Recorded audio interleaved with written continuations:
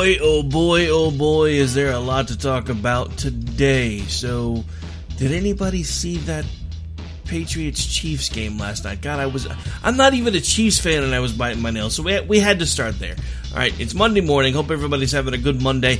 So this is your morning update with yours truly, Rick Robinson. So we started off with that. Of course, the Chiefs lost in overtime last night. Boo, who the heck wants to watch the Patriots play for another Super Bowl? But hey, that is what it is. Alright, so on to the political stuff. So, you know, I want to set the record straight on something right now because everybody's talking about the shutdown and blah, blah, blah, yada, yada, yada. So here's my thing. If Congress had been doing its job, we wouldn't be in a shutdown right now. Congress is actually the one that's responsible for passing budgets, and they didn't do it. They've been getting by passing continuing resolutions now for quite some time, and if not for them shirking their responsibilities, we wouldn't even be in a government shutdown right now. That being said, this whole situation has gotten completely out of hand, because we now have the Democrats playing politics with public safety.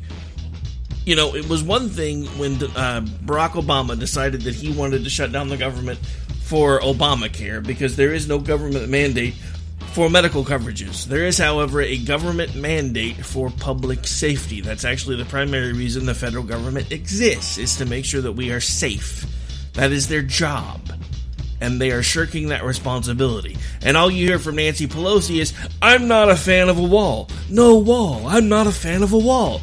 Well, Nancy, nobody cares what you're a fan of, or you would be president of the United States, but you're not.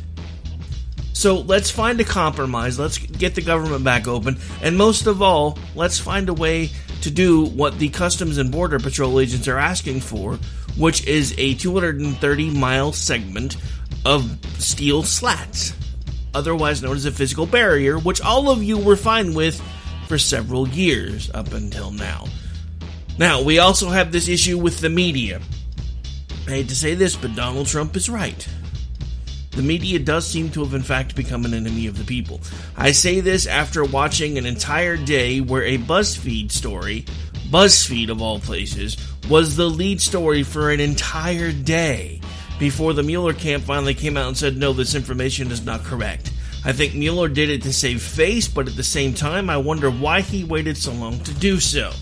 You should be wondering about that as well.